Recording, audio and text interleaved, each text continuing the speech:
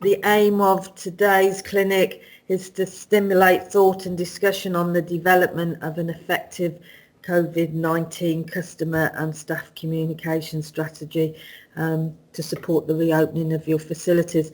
This is going to get more important now as we're moving potentially to that reopening date of the 4th of July. So the key factors that we think you will need to consider are to ensure a communication strategy for COVID-19 arrangements is developed to provide confidence for both your customers and your staff. And I think it's important, and the message across the clinic today will be, please don't forget the staff. And I think we covered that in quite a lot of depth on the clinic on Monday. We also need to ensure that the communication strategy reflects any concerns and needs and desires of our customers and staff. And as we've got Dave Monkhouse from LeisureNet and Sean James with us from STAFFMIS today, hopefully they will be able to give you some tips and tricks on things that they've picked up when we've been in lockdown and assist you in that strategy. The other key factor we need to consider is to engage with other stakeholders, so clients, landlords, and this is to ensure that we achieve and maintain that sustainable business model. So today's clinic will be hosted again by Caroline Constantine, MD of Right Directions, myself, Jill Twell, Head of Development, and Ian Warren, Head of Health and Safety. And as I've already said, we've got two guest speakers today, David and Sean. Welcome. So with no further ado, I'm going to pass the screen to Caroline, who will start the presentation. Please enjoy, and I will be back later with your questions and answers. Thank you.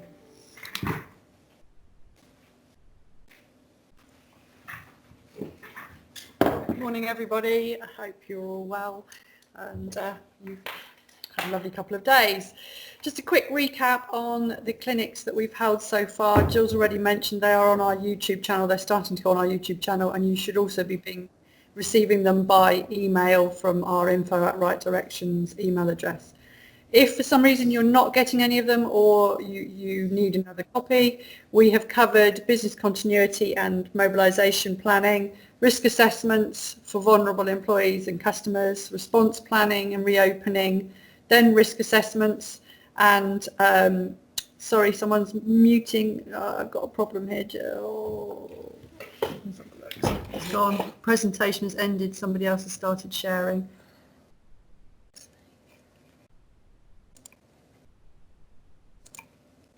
That's it. I don't think it's back. No, it's not back. Right, we're going to get it back now. Is it back?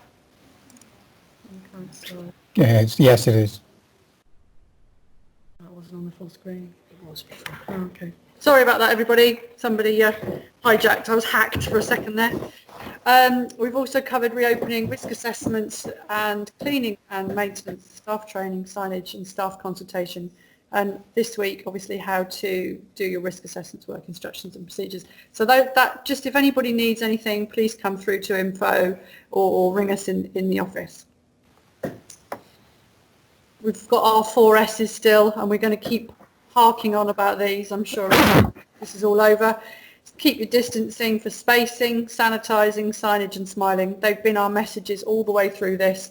And somebody did say to me why the smiling the other day, and this is about the supervising and welcoming our customers back in. Everybody's keen to come back. Oh, wrong way, sorry. Left-handed person on a right-handed mouse. Today we're talking about staff and comm strategy, and I think the most important thing that I need to get across is this doesn't need to be a glossy document in your processes and procedures. This can be something that's added to your action plan, mobilisation plan, the jobs that you want to put in. The stuff that you're going to then give the staff and the customers is what you need to make sure is glossy, but the actual comm strategy with how you're going to do it, when you're going to do it, etc., doesn't need to be a separate document from the mobilisation plan that we've been talking all the way through about. So today what we're going to cover is writing and what information we're going to give our customers and staff when they all start to come back. So both pre and post opening, how we're going to communicate those messages, and what we need to make sure that the staff needs and concerns are covered. So I'm going to hand you over to Ian, who's going to talk you through our suggestions like we normally do. Right, hi. Yep, thank you. Hi, everybody. The penultimate one for us, so hopefully we're not droning on too much, and it's great that we've got two other guest speakers on today, to split up, but to talk about some really relevant issues connected to this. So the focus is on how to help you get back on your feet and give customers and staff confidence in your COVID-19 arrangements. I will get criticised again because I will use my favourite terminology. Just compare yourselves with the other businesses that are already opening up. Make sure that whatever you do and however you're presenting that information, that you're going to have the confidence of your customers and, most importantly, your staff, because if they're confident, they're going to exude that confidence and be able to explain to customers when they come in how you're doing it, how you're going about protecting them and themselves and your business, and hopefully smiling through it. So hence the fourth S. So you need to think about your overall objectives, what you want to achieve. Now that may be baby step coming back with lots of controls in place, that over time you're able to expand the program and then relax some of the controls, never forgetting that I don't believe until this has found a vaccine, we will never get away from the need to enhance cleaning and demonstrate that you're cleaning. So think about the key messages you need to get across to your customers and how you need to involve your staff. Now, identifying stakeholders and consulting with them, I believe, is key. Customers, David will talk more about those, but I think it's important to consider the other special groups and your external hirers and subcontractors within that. It's no good you having the best procedures and the best commitment in the world if you get one of your external hirers come in that think they can just ignore social distancing and not put their own simple processes into place. And therefore I think there needs to be a different type of consultation with those people, different type of engagement and communication. So think about the different methods and the different range of people you need to consult with. In terms of staff, Sean again will talk about that, but I think the key message from us is you won't be able to get a communication strategy that is effective to give staff that confidence unless you've engaged in consultation with them. And we can't stress enough that it's important that you start that process as soon as possible. We are lucky, we've got a number of weeks, and in some of our other devolved powers within the country maybe a bit longer to get this organised. So start learning from others, make sure you start that staff engagement and keep them informed of what you're doing to keep them safe, because we know there's a lot of fear out there, and we need to dissolve or try to put it into context to help staff understand and come back confidently. So you need to think about what methods and tools you're going to use, the timelines for doing it, pre and post opening, particularly if you choose a phased return where you start with little baby steps and then grow over time. So you need to think about ongoing communication beyond the initial thing of saying we've got a date in mind and these are the services we're initially going to offer. And you need to think who will help you in delivering that. Is it going to be a communications and marketing team that you're going to outsource? Is it your own internal team? How are you going to engage your own operational teams in delivering those messages and those communications? And in terms of if you've got an HR department, how they're going to help you in that consultation for staff. So next slide, please. So what messages do you want to make sure you get across? Well, clearly at the moment there is a standard communication which the government are pushing us to display. There may be an alternative to this by the time our sector actually gets to open. Whether you need to put it in this format or in a format that fits with your own corporate identity, that I think will be up to you. But I think it's important that you set out clearly your commitment and you get this commitment across to your third-party hirers, subcontractors, etc., so that you're all singing off the same hymn sheet and appearing to be consistent and confident in the way you're going forward. It needs to be able to state clearly what staff and customers can expect on their return. Tell them what you've been doing to build their confidence, what's going to be open or currently closed, how you're going to manage changing facilities if you're going to manage those. Again, I'm sure with sensible approaches, and within some facilities that's going to be a lot easier than others, but you need to work through that as part of your own risk assessment and then communicate that out effectively. How you're going to book and pay, the encouragement to use contact lists, although hopefully not excluding people from the ability to pay by card or cash if that's their only option, or else we're going to exclude a large section of our society. What they can expect on arrival, queuing, need to sanitize their hands, somebody welcoming them, as Caroline said, somebody with a smile, welcoming and just explaining the new rules, helping them educate them in terms of any procedures and processes you've put in place to try to ensure distancing and encourage enhanced hygiene arrangements. And supervision of children, don't forget that. Are they just dropped on their own, only one adult per child? How are you going to manage that? And you clearly need to communicate to your staff any revised operating procedures that you're going to put in place, and I'll refer you back to Clinic 8 on that one. And whether you've got any opening promotions that you're going to do. Overall though, I think the key message is whatever you're doing, be confident and be positive about what you're saying, and be clear what you're expecting of your staff and of those people returning to make use of your facilities. Next slide, please.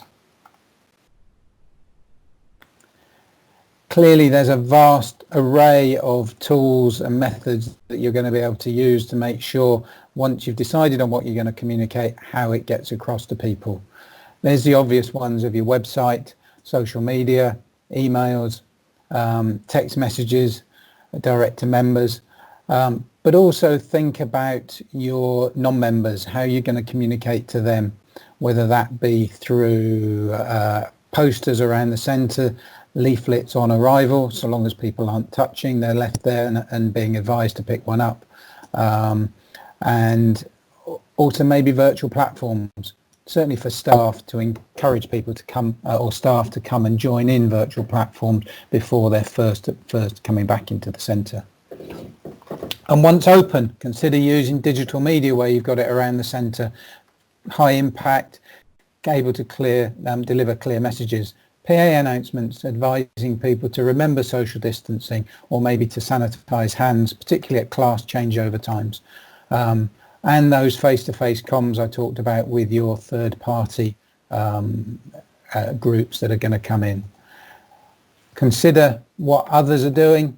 As I said earlier, look at other sectors, look at other countries to see what they're doing and how they're managing the process of coming back into some kind of new normal.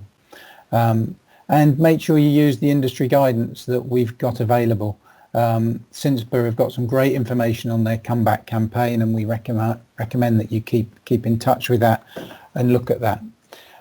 We've got an example coming up of a very simple message that was sent out to customers from Merlin. Now this isn't necessarily definitive. We think it is quite simple. There is loads of stuff out there, and I'm sure many of you are picking it up, but this might be one example of how you might wish to try and consider presenting this to customers.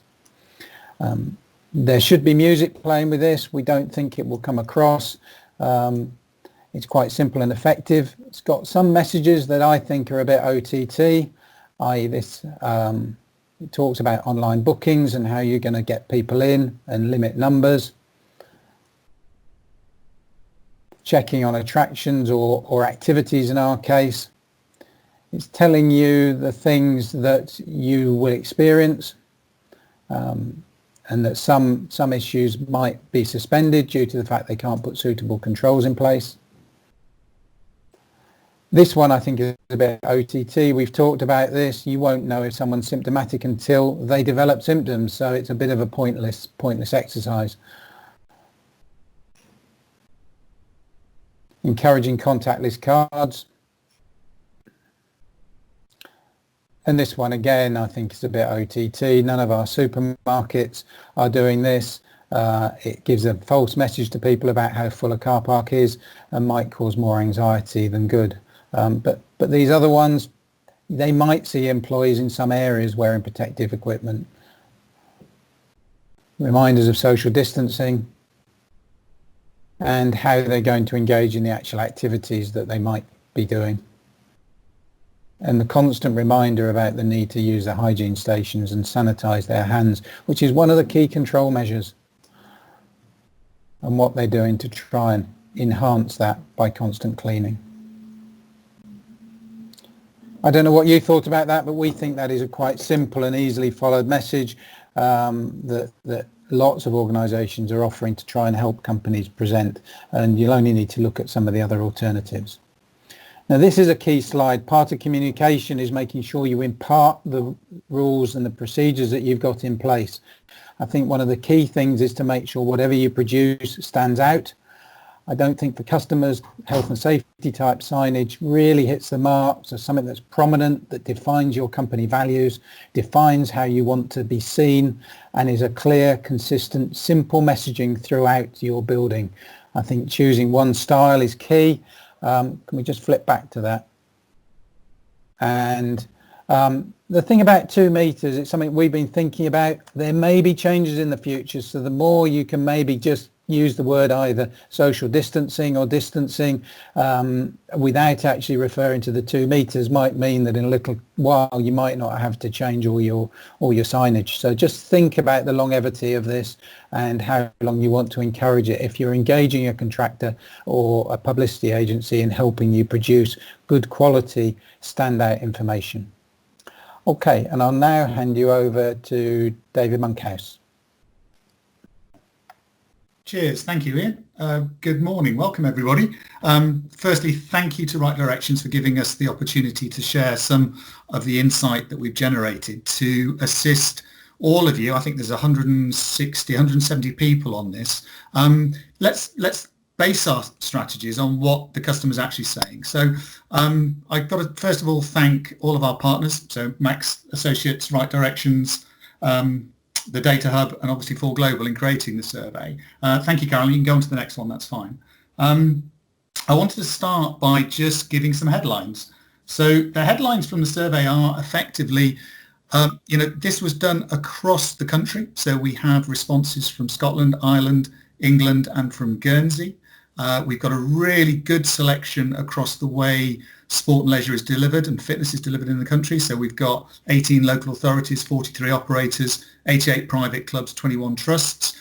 We actually got the Trampoline Park Association to do something on this as well. And we have some insight from health clubs. So there's a really good cross-section of customers of these operators. And please remember, this is research from customers of operators. So if you go to the next slide, Caroline. We started by just finding some ideas around what people were doing, because we felt this was really interesting when it comes to slicing and dicing the data. Because if you know what people were doing before lockdown, you can cut their answers by what they were doing. So the really interesting one on here for us is the split between the group exercise, the swimming, and the gym and fitness users. So you can see there the split between what people were doing before lockdown. Thank you, Caroline. And there were some surprises. A key surprise for us is this number, that 52% of people who are currently existing customers of sport, leisure centres and gyms are actually less active or significantly less active during lockdown. Anecdotally, and I think most people will agree, that there seems to be an awful lot of people out there running, walking, riding their bikes, etc. And the gut feel would be that actually people are more active. But the interesting piece is those that were active in our buildings before this are not as active now. So there's a real challenge around getting people back. So we've got to make sure when we communicate and we target our communication at people. But also, please, let's see this as an opportunity. Because actually, if more people are taking physical activity outside of our buildings, how are we going to maximise that opportunity when we reopen? What's our communication strategy around looking at running groups or looking at cycling groups, and how we can connect those people through active travel, etc., to our buildings? So if we go to the next slide, Caroline. I've started by specifically looking at swimmers, and we could, of course, look at people who've been on a trampoline, or we could have looked at people who went to group exercise or fitness. We have that ability to look into all of the data. So this is basically saying, if you were a swimmer beforehand, what's your activity level been like during lockdown? So you can see that the graphs in there. The biggest number is less active, and to some extent you'd probably expect that with swimmers, that actually you can't go swimming, so it's going to be really difficult to remain active if that's the thing that you did to keep you active. But interestingly, that people are making effort, so 26.9% are saying actually about the same. But of course, what we're interested in is that's the data. How do we create insight? What are we going to do about it? So if Caroline goes to the next slide, we've now got a piece that talks about some of the things that we should be thinking about, because my view is, based on that feedback, the customers that were swimmers are going to feel a little bit disappointed, because I've not seen a lot, and I hope some of you can tell me differently, that actually there's been very much out there for people who were swimmers. I've seen lots of group exercise in people's lounge and things, but I've not seen any land-based training for swimming. You know, we all know Caroline's son is a swimmer. He will be doing an awful lot of land-based work at the minute in order to maintain his fitness and maintain his ability when he gets back in the pool. And there hasn't really been a lot around that. So our customers, I think, are going to be a bit disappointed. There's going to be a massive desire to get back in the water, and you can see that from the purchase of wetsuits. If you've had a look at the UK Active White Paper that came out yesterday, they've put in some information there about home fitness kit and things like that. But the next hardest thing to get on Amazon is a wetsuit at the moment, because people want to get in the water and they want to get into the open water. We did a lot of work on comfort levels within the survey, and there's a high uncomfortable level around cleanliness from swimmers. Swimmers are very, very keen that our buildings are incredibly clean when they come back. So we need to make sure that we're communicating what we're doing around that. And of course, how, when they get back, are we going to give them tips to get back to their previous fitness? So from your team point of view, and I know Ian's talked about how important the team is, and Sean's going to talk about some communication later, it's really important that in our communication strategy that we think about these things. The first one is empathy. We really do need to have some empathetic responses to our customers who are desperate to get back in our buildings, but also might be a bit disappointed with the way we've communicated with them in the past. So let's target them. We should know through our leisure management systems and through our databases who are the swimmers in our business. How do we start communicating with them early about what our plans are, what Swim England is saying about the guidance, and what we plan to do within the swimming pool areas? And, you know, is there stuff we can do around coaching and motivation techniques? Is there an opportunity for us to actually put some swim motivators on the poolside, for example, that can help people really get back to their swimming levels as quickly as possible? But most importantly, we've got to show that we're cleaning. And if we can do anything within our communication, whether that be on social media or via communicating directly with the customers, but show customers what you're doing. Show them how seriously you're taking this. You know, get some video of your professional cleaners doing the deep cleans. Do things that will give people confidence.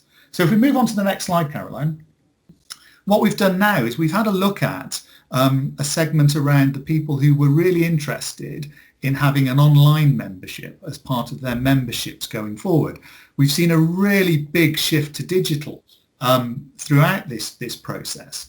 But what's really interesting here is actually when you look at the age ranges of those people who want to have an online membership as part of their packages, there's some real key messages in here. And effectively, what we're seeing is that the customers aged in those age ranges that are 25 to 34, 35 to 44, and 45 to 54 are quite keen on that. But there's a lot of people outside of that age range that really aren't that interested in online membership. And if Caroline takes us to the next slide, we can see here that there's some ideas that we can start thinking about in order to make this truly work. 64.8% of those who want online membership as part of their membership package were aged between 25 and 54. So we need to make sure that when we're selling this, we're selling it using images of people that look like that age, that look like those customers. There's some really interesting analytics out at the moment. Big Wave have done some work on this around those people that have watched their own fitness instructors, their own group exercise instructors in their lounge delivering classes, and the return rates and the number of and the loyalty to those people compared to the bigger ones, the Joe Wicks of this world and things like that. I know Chris Wright's on this watching at the minute because he took over Caroline's screen, but I've been watching some of his instructors from Queen's Park and the Healthy Living Centre at Chesterfield doing their classes, and it's really nice to connect with somebody that you know, that you recognise, that has a similar accent, etc. The big one on here and the big one across the piece that we all need to be really think about is these are predominantly female. And one of my concerns from what we've done in the survey is actually we all know that females are overrepresented in our buildings at the moment. If our buildings struggle and we challenge to reopen them, women are going to be more disproportionately affected by not being able to get their activity in our centres. The key to this one is missing motivation from the instructor. It's really important. They've really missed getting in contact with those people. But of course here we've also got some value because people who want online memberships as part of their package going forward would actually be prepared to spend more money on it as well.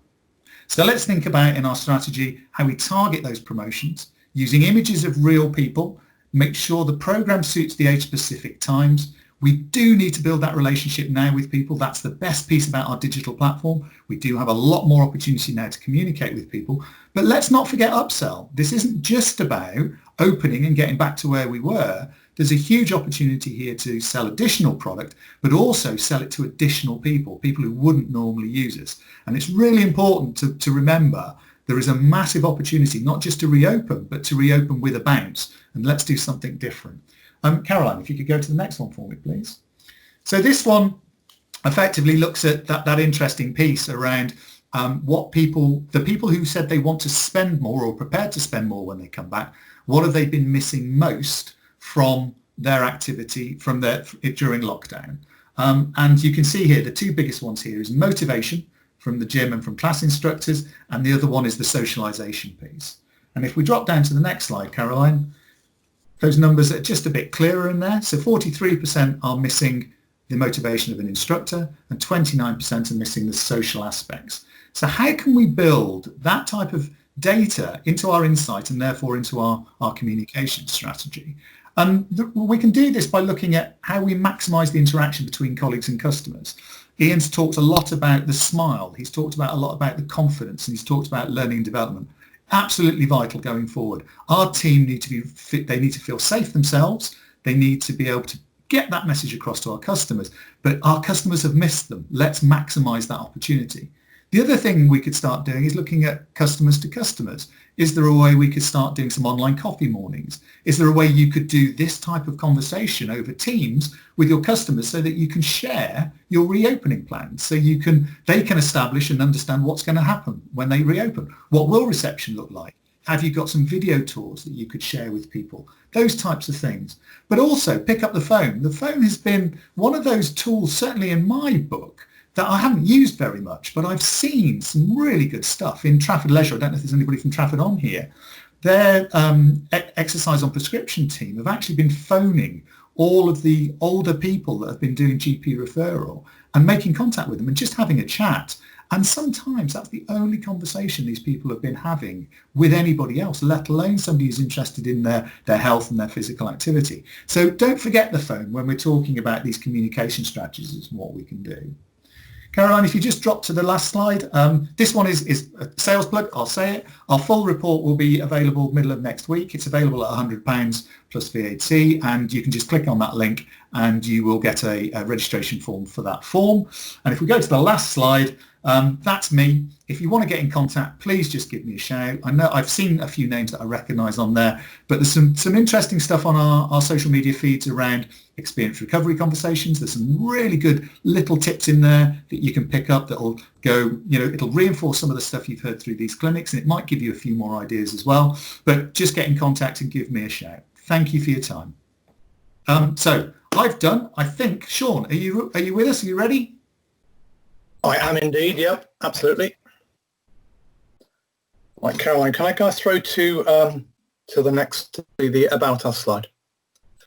So, hi everyone, I'm Sean James, I'm the Managing Director of STAFFMIS. Just a quick summary to begin with, just so you're aware of what we are. STAFFMIS, we're a software company. We provide staff and operations applications for leisure facilities. There are 5 main applications: information management, training management, action management, time management, and internal communications. Each of the applications is available as a standalone application, but they can also be integrated together onto a single central hub. Okay, so with this segment, what I'm going to be doing is talking about 3 phases of internal communications. We've basically changed because of the pandemic or the situation we're in. So prior to the clinic, I did some research to try and find out what companies have done and around the world and what they're doing now. And it's pretty clear that, I guess unsurprisingly, there's been a kind of, well, somewhat of a dramatic culture shift in terms of internal communications. So the current slide with the inappropriate social distancing, pretty representative of where we were prior to pandemic. So the kind of the focus on internal comms at that point was reaching all staff and communicating important information, engaging collaboratively and developing cohesive culture and consistent messaging and so on. But things have moved on. They've kind of changed. Those things are still relevant, but the kind of the environment's changed and the culture of internal comms has had to change as well. So Caroline, can we move on?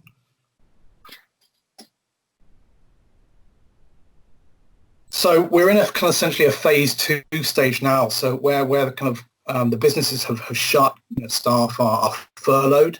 All the mainstays that we were talking about in the last slide in terms of what communications are still remain the same. So we still need to kind of reach out to staff and keep them informed and things like that.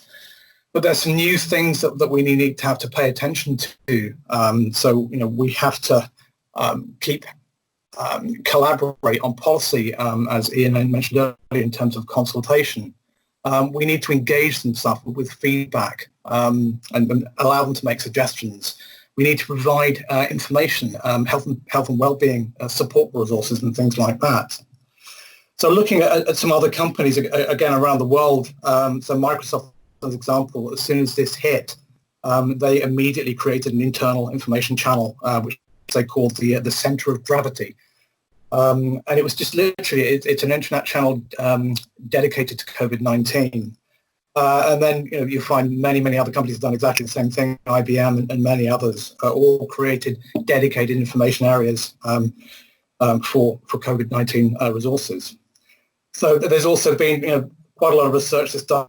People like Edelman have created surveys, and there's kind of clear. These are staff surveys, and basically there's messages that are coming back from staff in terms of what they want now in this particular phase. Firstly, it's information about the virus, so they can find out what it is and how it affects them and so on. The second most important thing that staff ask for is company continuity status. So what's the company doing, closing hours, opening hours, when's it going to be open, and so on, how it's going to affect them. The third one, 63% of employees want latest news in the form of e-newsletters, whether that's daily or weekly, but they want this continuous flow of information kind of going to them. It's a source of reassurance. Caroline, can I move on to the next phase, please? Next slide. So from our experience, we've quite a lot of clients have continued operations, or certainly continued using StaffReach through the furloughing and the closing of facilities and so on. And the main uses that we've seen in this particular phase is a lot of people are posting videos, reinforcement videos, thanking everyone, positive plans for going forward, recognizing hard work in the workforce, people that have basically have gone out and are doing volunteering work and things like that, calling out particular individuals, and really just broadcasting positive news stories regularly, as well as broadcasting Zoom events and other online bits and pieces that's going on.